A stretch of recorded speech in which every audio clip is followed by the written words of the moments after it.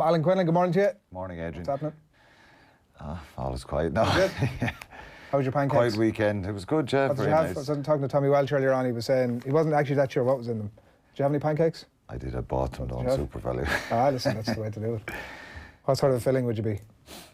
A fruit man or a... No, just plain. Plain? Bit of maple syrup on standard. them. Happy days. Tipperary style. Exactly, yeah. You've watched this game back a few times, have you? I have, yeah. What are my thoughts now? I think obviously I was thinking, and lot's been said about the physicality and the power that England exerted, but I think looking back at the game, I think, and a lot of it came from the pressure from England. Some of the decision making was poor. The lines of running. The pressure was unreal, and it was it was right there from the start, and it was relentless all the way through. Yeah, it was relentless, and I think obviously Ireland tried to bring their wingers up a little bit, and there was a bit of space in the backfield and a few mistakes as well. So mistakes happen. A bit of space in our backfield? Yeah, there was space in the backfield, and I think for the first try, Jordan Larmour was over a little bit left, and there was a fair bit of space that England had probably identified before the game that possibly could be, and they exploited that. And you know, people said to me I was a bit negative with my views on the game, and I think you just have to be realistic. If you watch back the game, you know, a lot of people obviously watch the game on Sunday, and do they go back and watch it again? And you see other things. You know, it's sometimes that reactive analysis when you look at a game. But I think when you look back, and I think it sometimes gives more hope than actually. You think we're not good enough and things were so bad, and you know, sometimes you look at that. But when you look back at games, and that's why professional athletes and amateur athletes and teams analyse the performance, you try and show where you went wrong, and a lot of it is fixable at times. I think the concern, obviously the biggest concern, is the psychological scars of maybe what happened in 2019, and after making some progress in the first two games, maybe that it's a step backwards. Yeah. Mentally. It's not, you know, many teams can go to Twickenham and lose. Most teams are going to be under the pump. They're under massive pressure there. It feels like the gulf. I mean, maybe that's what you're hinting at. The gulf now between Ireland and England. Like, you frequently hear, listen, if Ireland play up to their best on a day, they can beat England. Well, the template is there. So aside from quality and having really good players, which they normally have, I know there's often times over the years where you see vulnerabilities in their selections and stuff like that, and you question some selections, and there was a lot of question marks about Eddie Jones's back row, Jonathan Joseph on the wing, whether Farrell should start at 10, forward, off the team, all that kind of stuff. There was loads of debates, and lots of the English media were speaking about their back row. Based on the evidence we saw against France, they were poor and it was imbalanced and stuff, but so any team can go to Twickenham and get a walloping, because they're very imposing at home, and Ireland need to start the game well, and they didn't. But probably the concern is there's an underlying issue here of 3 times against England, 3 times being physically outmatched, 3 times being not able to cope with the pressure, 3 times not being able to play your own game and impose yourself, and you know, some of the errors and the mistakes, the knock on from Rob Herring, the pass from Johnny Sexton to Bundy Aki where he knocked it on as well. There was a couple of things like that. England swallowing us up when we tried to maul the ball a couple of times, and they just looked to have more intent and more aggression and energy. And as I said, I've been out in the field there. The players, it's hard when that's happening to change it and turn it around. It's really, really difficult. What you need sometimes is a big moment, a big turnover. And I think Bundy Aki got a big turnover in the first half, and I thought maybe that'll relieve a little bit of pressure. But you've got to be intelligent in your decision making. 7 minutes in, and Jordan Larmour is an incredibly talented player, and his feeling of the ball has improved. His positional sense has improved. Could it be better? Yes. Rob Kearney was just a master at feeling high ball, would we have been better served with Rob Kearney at full back? You know what? In the game that, in a game like that, where England kicked the ball 25 or 6 times, they kicked it 8, maybe 10 times more than Ireland. So Ireland have continuously been kind of spoken about a team that kicked the leather off the ball, and England, like I did England-France last year in Twickenham. They scored 7 or 8 tries. They kicked the ball 44 times in the game. 44 times. Nobody left the stadium that day thinking England kicked it too much. If you kick well and you get a return off your kicks, it's seen as exciting. Well, that last part, I presume that Carney not being a full-back and Larmour being there and being somewhat it was a couple of small mistakes that he learned from. That informs the England game plan. They see Larmour at full-back and they think... Well, look, they're always... When you see an inexperience, if George Furbank played for England, a full-back who started the first couple of games, if he was there, Ireland would have tried to expose him. But I just think it was a little bit of position. He caught the ball on 7 minutes where there was a crossfield kick from forward. He caught it really well, had a chance to mark it, didn't mark it, decided to run back, got tackled by Elliot Daly, an impact tackle, so behind the Irish gain line. Then that ruck was a bit of a dogfight to try and win it. Then Ireland played infield to Devon Toner, who got knocked backwards as well. And then Conor Murray tries to kick in a harder position where he's hooking the ball back over his own body. The ball doesn't go into touch. Jacob Stockdale gets up as Elliot Daly is catching it and ends up tackling him infield, which was strange. And they scored about three phases later. They scored a try. So sometimes when I'm in commentary and with the way I view the game, some people agree, disagree, whatever. But I always think, from being the player out there, and I was the same as a player, those moments can win or lose the game for you. Obviously, you've got to extend out. There's an extension to those moments. So if I win a line out against the opposition that they're attacking 5 yards from my line and I get up and I win that ball, we clear our lines and playing with Munster back in the day, Rog kicks it down to the halfway line. What are those players thinking who are just on our 5 metre line? They're thinking, we have a great position to score. Suddenly, me or O'Connell or someone goes up, robs the line out, we clear our lines. They're running backwards then, deflated. So it's those psychological moments in all sport. It's the same in GA and soccer and everything. And we had so many of those big moments in 2018 that for one reason, for many different reasons, we're not having those moments. We're actually losing those moments now. So that was a classic case of, okay, we haven't won, Jordan Larmour hasn't marked it. Fair enough. He's been tackled here on the 22. Don't play that extra phase. There's no need. Play the box kick or give it straight back to your 10, who drops 10 yards behind the ruck, so it's more difficult for them to run back in him. Yeah. And he just lamps it the length of the field. We weren't doing a huge amount of that regardless. And the English defensive line speed, right? I mean, I don't know what sort of effect just let me finish in that moment. So he drops back 10, kicks it down the field, and they're playing in the backfield. They may run back, he mightn't get fine touch, or else put it out in the stand. Take the sting out of the game. So we played a phase, then we miss touch, then they scored a try. So what you're saying to the opposition is that even if we kick the ball, we're going to get it back pretty quickly and we're going to be back on the attack again. And it's hard then psychologically to keep defending that.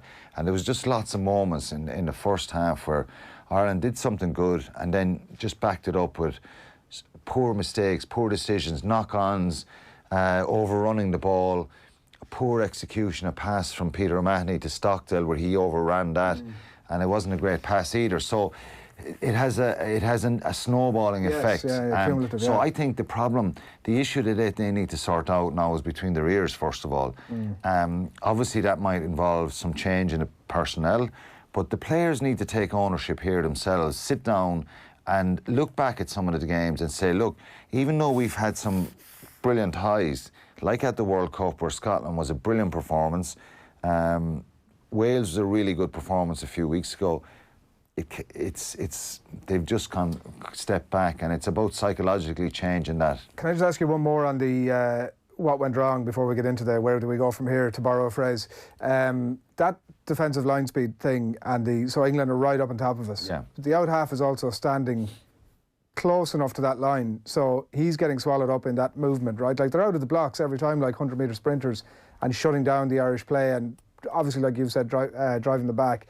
And Sexton is standing close enough to that line, so he's getting swallowed up by it. Why at some point are we not... You talked about the open spaces in the Irish backfield, but like that rush defence must have left space behind the English line. We showed at no point any capacity to respond to what was happening in front of us. And see, there's a nervousness now probably to kick with this Irish group because of maybe the tag of being negative and not playing expansive rugby. So they're trying to play out of their own half. And the way the game has changed now, Adrian, nowadays, because when I played, there wasn't as many people as good at the breakdown, i.e. wingers, fullbacks, centres. I know you sporadically get players who are very good, backs and stuff. Sometimes, like right across the board in international rugby now, there's very little weakness in defence. So there's no one you can say, well, we'll run at him and we're going to get over him. He's going to miss tackles. He's a bad tackler. It's very unlikely you're going to encounter that. So you're meeting a strong defence everywhere. You're also meeting incredible poaching ability at the breakdown right across the board. Not just your 6 and 7 traditionally, who were the ones, right across the board. If you're any bit vulnerable to breakdown, you'll have an outside centre, a winger, a fullback, a scrum half robbing the ball. So it's harder and harder to play out of defence nowadays in the modern game. And if you play out of defence a lot, you're running the risk of a turnover, being pinged for a penalty, or making a mistake with the pressure that the opposition are giving you. So I think Dricker was talking about Gordon Darcy mentioning his piece, but it's the same. I was thinking the same. We need to either pick and jam a little bit to just bring in their defence a little bit and kick better. England didn't mess around with the ball in their own half of the field. They actually do kick a huge amount. So it's just been a little bit more intelligent and understanding that, and maybe not buying into the perception that we are this negative team and we've got to run everything. I admire the ambition and the fairness. I think against Wales, Johnny Sexton didn't kick the ball out of hand till the 60th minute or something. Maybe we need to. Maybe we need to. We have to have that mentality. You look at Wales and France on Sunday. Wales actually, through Sean Edwards, I guarantee you, informed them and gave them a template to say, when Wales kick downfield, we'll just kick back and we'll play this kick tennis. Do not run back. Wales want us to run back and smash us and turn the ball over and which would be a fairly typical French thing to do. So France kept kicking it up and that actually kind of drove Wales mad a little bit. Yeah. And eventually someone kicked it out into touch and the game was, there was no real kind of, the sting was taken out for those few seconds. So there's a number of things there. There's still a lot of good players there, Adrian. There's still a lot of good characters there. You're in agreement with Ronan, are you, that it's new blood time? Some new blood, like Quinlan Doris. So who are you taking in? Kelleher, who are you taking out? Ian Henderson will probably come back. I'd love to see Ulton Land given a chance to start in a game again. I think he brings a real intensity and energy as well. The back three, I said it about Will Addison. I'd try and find somewhere for Will Addison in the side. Keith Earls back into the side. So you're taking Jacob Stockdale out. If Addison has gone in, you're probably taking Larmour out. I'm not sure exactly. I think Jacob Stockdale didn't play well last week. He hasn't played as well as he can do. He's a very good player, but hasn't played as well as he can do in recent times in Ireland, in an Ireland shirt. I just think Larmour, Addison, Conway, Earls they're the natural X-factor footballer players who make stuff happen. So I don't know how you fit 4 into 3 there. And I've thought this, and I've for any players who get dropped, it's not the end of the world. So if Conor Murray doesn't get selected or dropped the next day, well, that's not the end of Conor Murray. It mightn't be the worst thing in the world to happen to someone like him, because you know what, it takes that pressure off that I've now been dropped. I've now got to rebuild myself and challenge to come back and try and win the jersey again. So it's something that they need to look at. The midfield, we've 4 really good options there with Aki, Henshaw, Farrell, Ringrose. That balance just doesn't seem right. I don't know. There's not enough of creativity there. Obviously, when Ringrose plays, he has that natural flair there. But he's the one standout, isn't he? And look, the aggression thing is an issue. I think Ireland they won those collisions against Wales, and when they do that, and we can do that against the less stronger, more powerful nations, it's game on then. But when you play England, South Africa, and New Zealand, if we're not physically matching them, we're going to be under pressure. So just before we wrap, pick your fresh new back row. Pick my fresh new back row. So forgetting about sort of experience. Well, look, if I was going to Paris tomorrow, I'd pick Stander, Doris, and O'Mahony, based on maybe a bit more physicality. and maybe based on it's Doris needs to be in the back row. So it's either CJ Stander doesn't play, Peter O'Mahony doesn't play, or Josh van der Fleer doesn't play. You feel van der Fleer is the weak link? No, I don't feel he's the weak link. I just think he didn't play well against England, and I think if you go to Paris, you're playing a big physical side again. And I think, to be fair to O'Mahony, he's responded. I thought he should have been dropped at the start. I think he's responded incredibly well, and that's why I was dropped many times. And you've got to rebuild yourself, and you've a choice to make. It's not the end of the world, I think. So. Max Stander's undroppable almost now, isn't he? I wouldn't say he's undroppable. I think you've got to have a situation now where they're all vulnerable again.